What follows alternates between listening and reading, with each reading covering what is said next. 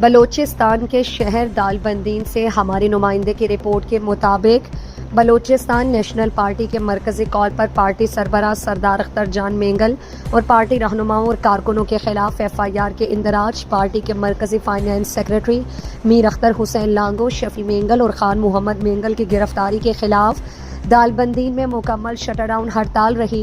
ہڑتال کے سبب تمام چھوٹے بڑے کاروباری مراکز بند رہے۔ پارٹی کے سابق ضلعی آرگنائزر محمد بخش بلوچ، مصطفیٰ کمال ریکی، شیردل سمالانی، حاجی دین جان مینگل، شیر احمد مینگل، امین اللہ نوتزئی، عاطف بلوچ اور دیگر نے گشت کر کے ہڑتال کا جائزہ لیا۔ اس موقع پر پارٹی کے سابق ضلعی آرگنائزر محمد بخش بلوچ نے کہا کہ پارٹی قائد سردار اختر جان مینگل اور پارٹی رہنماؤں کے خلاف بوگس مقدمات، پارٹی کے مرکزی فائنانس سیکرٹری میر اختر حسین لانگو اور ساتھیوں کی گرفتاری بدنیتی پر مبنی ہے۔